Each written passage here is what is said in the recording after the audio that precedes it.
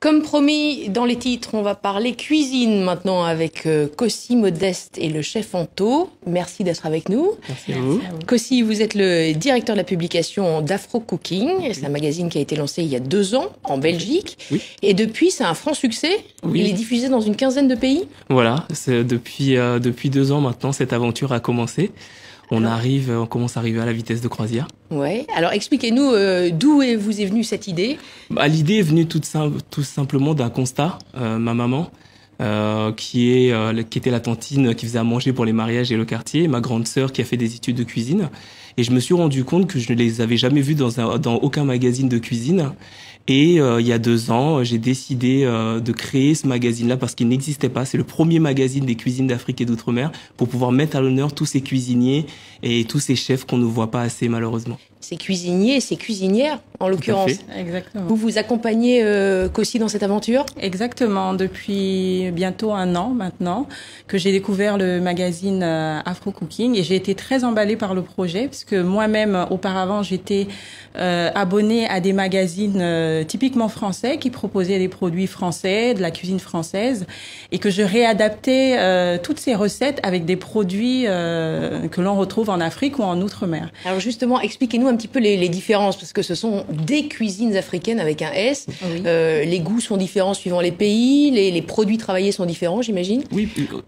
Racontez-nous quelques recettes. Souvent, on dit, nous, on a l'habitude de dire les cuisines d'Afrique parce qu'il y a quand même 54 pays. Et on essaie, et dans chaque pays, il y a des particularités. Même chez Anto, moi je viens du Togo et Anto vient du Gabon. Chez elle, je crois que... Quelles sont les spécialités, par exemple, pour tel et tel pays, le Togo, le Gabon? On a déjà la façon de travailler. Par exemple, dans le dernier numéro, on a mis à l'honneur le manioc.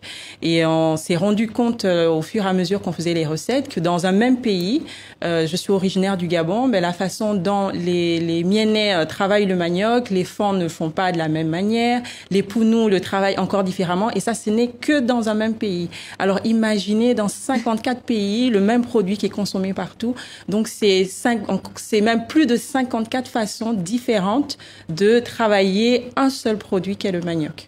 Et puis, il y a aussi la cuisine créole. Est-ce qu'il y a beaucoup de points communs entre la cuisine créole et les cuisines africaines? Bien sûr, il y a des points communs parce que déjà, par rapport à l'histoire, avant de partir justement dans les Caraïbes, les ancêtres, ils étaient en Afrique. Donc, je pense que ces ancêtres... Bien sûr, et je pense qu'ils ont gardé certaines façons de travailler certains produits. Donc, par rapport au manioc, on s'est rendu compte qu'ils le travaillaient, mais plus sous forme de farine. Et justement, dans le dernier numéro, on a travaillé avec un chef, Jérôme Bertin, 2 blogueuses, Tati Maryse ainsi que Leslie Belliot, qui, elles ont apporté, enfin, tous les 3 ont apporté leur façon de travailler le manioc dans les Outre-mer. Alors vous, en particulier, vous proposez vos services auprès de particuliers, je crois en France notamment. Qu'est-ce que vous avez proposé pendant les fêtes? On sort de la période des fêtes. Quel est le type de recettes que vous proposez? Alors le type de recettes que j'ai pu proposer pour mon menu de fin d'année, alors ils ont eu en entrée un velouté de patates douces au coquillage. On va voir l'eau à la bouche. Ça c'était en mise en bouche. En entrée, la première entrée, ils ont eu un carpaccio de Saint-Jacques avec un condiment fait à base de mangue verte et de vanille de Madagascar. Ils ont eu un foie gras accompagné d'une confiture de banane caramel. En plat chaud, on a eu un bar poêlé avec des légumes oubliés. Donc, il y avait du taro, de la carotte, du gombo.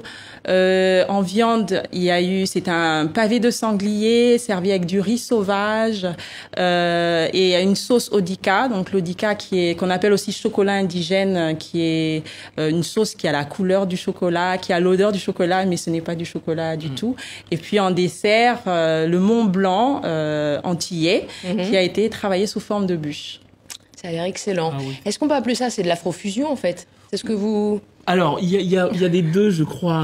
Je pense que c'est c'est Anto qui doit répondre là. Là, c'est Anto qui va répondre. En tout cas, dans ma cuisine, dans les produits que je propose, j'essaye de ne pas on parle beaucoup d'afrofusion et c'est vrai que c'est un terme qui est à la mode.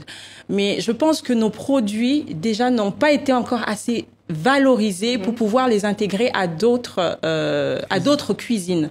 Donc j'essaye de faire de l'afrofusion le minimum possible. Alors c'est sûr. Encore d'actualité, c'est peut-être à venir. Oui, c'est dans l'avenir. Dans l'avenir, mais pour moi, c'est encore trop tôt. Alors c'est sûr, avec un foie gras qui est de France, je propose une confiture de banane, donc on peut dire oui, c'est de l'afrofusion parce que c'est un mélange. Mais j'essaye vraiment dans la cuisine que je propose de rester dans la tradition, mais de le préparer de façon un peu plus moderne.